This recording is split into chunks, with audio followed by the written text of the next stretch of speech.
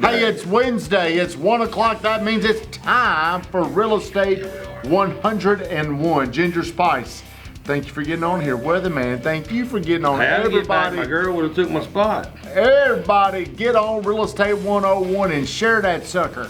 All right, everybody, if you have somehow seen this show, let's get down to business, okay?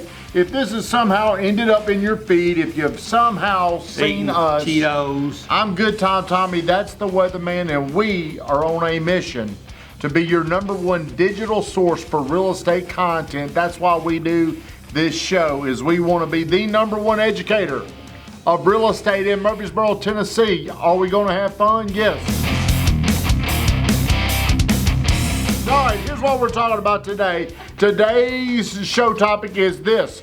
We like to talk about things that hit home with us because we can give better examples. We can educate people at a deeper level because we go through this. And me and Weatherman usually do a great job of presenting one side and then the other. What are your expectations of your home builder? Whenever you're building your house, what are your expectations? We're going to talk about that because there's two sides, and we'll draw it up here. Weatherman, you help me. You tell me who's involved in the home building process, and we're talking. Most people have realtors. Who involved. should be involved or who's involved? Who is involved? Who is involved? So who is involved is, let's start off with easy. The builder. All right, we'll put him on this side. The client. Builder, client. Okay. Now, Weatherman, let me ask you a question. If just these two people were in it, would it be messy or would it be fine? Be a whole lot easier. Would it be easier? Yes. Well, why do we as realtors say, well, you need me as your buyer's agent? 'Cause that's how we make our living. Weatherman, let's. All right. Do we add value? Absolutely, we add value. We add knowledge and value, and but it also has a whole ordeal that you have to go through, and there's a lot of things you don't know about if you've never built a house or don't know about the housing process, about pre-approval, about the things the builder is not going to do. They're not going to go to the bank with you. They're not going to sit down and go over paperwork with you. They're not going to do those types of things. But I'm just talking about as far as building a product for a person. Now, here's where buyer's agents get this process wrong. They do not have, this person right here does not always only have to deliver the good. That's right. I don't always have to make you feel good about what the truth is, because the truth sometimes ain't good, sometimes it's bad. But I think what these agents, and I'm the same way, is I want you to feel good. You know why? Why? They protecting that. Let me say this. Let me say that. Ooh. What they don't get us in real estate prison. They protecting that. But we all do this, don't we? Of course we do. So nobody likes bad news. We always like to bring good news because we want to be a good feeling for them and us. We want people, they want to tell us about it. We want to be a great experience. So a lot of times it's a whole lot easier telling the good. We have no problem telling good news, do we? We can't wait, can we? 4 o'clock in the morning. Hey, let's call them now. The bad news is the problem. Now here's where it gets bad, because a builder builds a home with imperfect, I don't even know how to spell, materials, and humans build this process. There's errors. The building materials Is not perfect anymore. cannot be perfect. It's No. impossible. It's not going to work. You know how you can prove that? Look at, What's a 2x4? Why is it called a 2x4? because it's 2 inches thick, By what? 4 inches. Somebody measure 2x4 and tell me if that's accurate measurements. Probably not. There we Then go. you've got humans. Think about this. If me and Stevie Z were on a framing crew, we're like, man, Who's the boss? I'm the boss. Absolutely. Me and Stevie Z are going out on Friday night, but we got to get a house done on Saturday. We went out Friday night, and guess what? We had a good time. Where you got Then your nails? Saturday we come in there. Stevie and- forgot the nails. No, he got the nails. Did he? He Did did. you get the hammer? No, he got that too. But he forgot to make it straight. Oh, yeah. And I forgot to go look. Because I'm like, dude, let's get home. I don't feel good. So that's just an example, Yeah. but that is the reality is we're dealing with humans. Yep. We're dealing with building materials. They're not going to be perfect, and they can't be perfect. The process, also, we're dealing with the weather. Yep. we're dealing with the ground. Yep. The rule is, Joey Richardson says this: once we dig in the ground, we don't know what we're going to run Exactly into. right. But you also, this is not all you have. What do we have over here? So as the builder, let's go on this side. As the client, you have the buyer's agent, you have the client, you have friends and family. Oh, we got influence. Yeah, influence. You have neighbors of the houses that you moved into. Yep. Now they're also going to tell you what they went through. Exactly right. So good, bad, or whatever. We got opinions. Opinions. Yep. Well, you know, back when I built my house, when we built our house, when me and Josh built our house together, that builder let us move in early. Sure did. And didn't give us keys. Told us go ahead and make yourself at home. Now He even kept the lights on for us for a week after we moved in. but you're telling me your builder, he won't let you move in until he's got all your money. Won't even let you have keys. Well, I don't know how. Then what we get into is people's emotions. Ooh, messing with my emotions. Messing with my money's like messing with my emotions. So you've got people now that we're not even talking about people at some point. We're talking about their emotions. Yes. You're mad. Yep. I'm mad. And now it ain't even about the individuals. It's about our emotions. You want a towards great nugget for Yeah. your Real Estate 101 show that you do so good at? Emotions, when you have an emotion, what you find out with most emotions, whatever emotion you're in, unless you have a true friend that'll be 100% honest with you, their emotion will match your emotion. That's exactly right. So how can I be a buyer's agent? I want to be your friend, don't I? Yep. Because I don't want you to not like me. I don't want you to feel like I'm not looking out for your best interest. How am I going to get your business in the future? How am I going to get your friends? Gotta agree. Do you have to? No, but most It's hard time you do. It's hard Yeah, not to. yeah. It's very hard not to. So I think we've done the buyer side. Is there anything we could add, Stevie Z? Have you listened? Oh yeah, I mean just on this Yeah, right hey. here. Hey, you've got inspectors, you've got appraisers. Oh, I mean you've got all the other things Yeah. that bring the emotions out. yeah, you've got lenders. So we got all these other things, now look, what we talked about on this side makes the deal complicated, right? Now, let's go over here. Yeah. All right, I'm the builder, you're my agent. What do I expect you to do for me? Sell this house to this person, What else? and they don't care about any of this stuff. He wants that house sold. Okay, so whose side are you on? This side. Do I ever do any wrong? No. No. We don't do any wrong on this side either. Nope. We don't do wrong. We're perfect, right? Right. So now you want to feel the people on this side. Let's look at the people on this side we deal with. Yeah. Bankers, Thanks. loans, Thanks. state inspectors, local inspectors, Yes. subs, Subs. Yes. Weather. That's who we deal with. Yeah. So how do we balance this out? How does it stay balanced instead of like this or like that? How do we create a balanced transaction? How do we keep emotions stable? The first thing you gotta do is figure out how Set you expectations. Oh, we've got some girl from the Solid Gold Dance Club. Solid Gold Dance She's Club. out here. Put the camera on Solid Gold. Solid over Gold. there. Solid Gold Dancer. But hey, y'all ready for your real big nugget of the After day? she talks, after Solid Okay. Gold. Solid Gold. Solid Gold Dancer. She took my spot last time. She's taking it again today. Solid Gold. How do we take this complicated issue and make it easy? Make it simple. You Silly. have to hit it right on the front end. Let's Set put the those camera in. expectations. Go ahead You ain't gotta and get up. discuss Oh, these that's topics still that you know it's gonna be an issue, because it always is. It always is when you don't know something and then you find something out and it's and you get very then influenced So by what- whomever. So what Susan Watson, she said right after you said set expectations. See, this side has got to be a step ahead of this side. Well, hey, I'm fixing to trump Susan All right, Lofton well, and go Solid ahead, Gold. go ahead and do your So side. hey, so absolutely setting expectations is wonderful. But guess what happens if you have somebody that has an emotional side to them? tell me where you can find somebody that can buy a piece of property or buy a product that has no emotion involved, that's strictly just a numbers guy.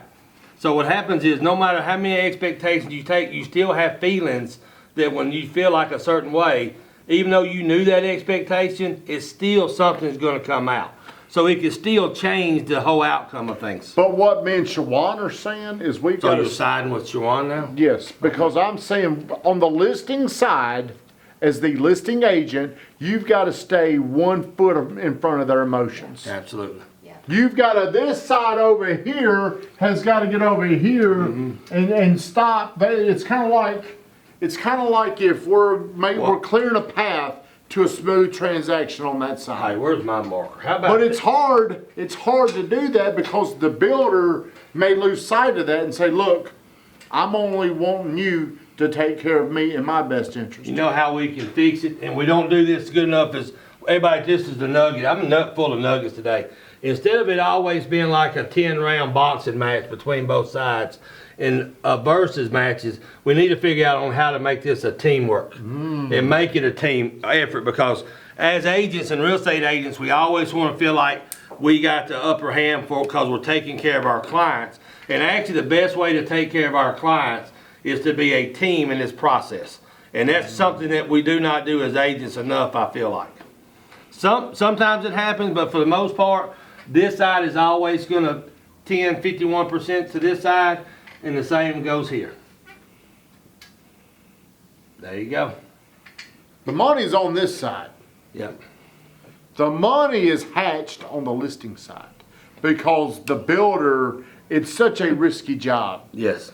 There's a lot of risk to go out and borrow money and build a house. So let's say, for example, you build a 300. Let me. You could, but you build a $300,000 house. So I'm going to use money. It don't close on time. How much does that money cost you? It probably costs me, gets to where it's costing me nearly $100 a day of borrowed money, with utilities, with insurance, with all the things that could go wrong. It costs me money every single day it doesn't close. Every single time there is a change, Josh, every single time there is a change, it costs me money. Every time there's any type of a setback, money is coming out of their side. So the longer they get antsy, they get angry. Then what happens when you get angry? Ooh, you don't like me when we're angry.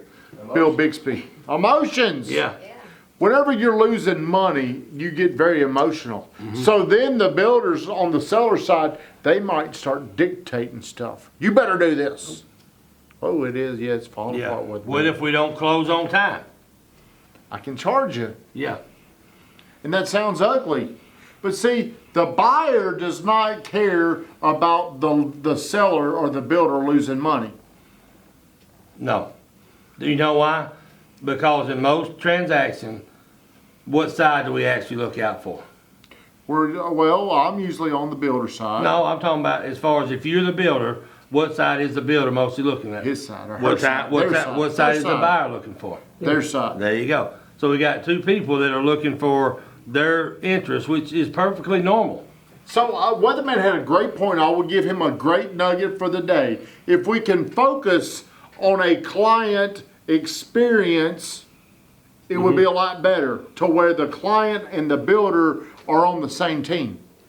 It's just hard to do that because so if you're a volume builder, Yeah. if you're in Old South who you're turning out 900 homes a year, to give that their best value, they probably give some of the best value in town because the price point, they can only do that by running their process. Right. Once their process gets kind of off course, it don't run as smoothly. Then they can't offer the same type of product.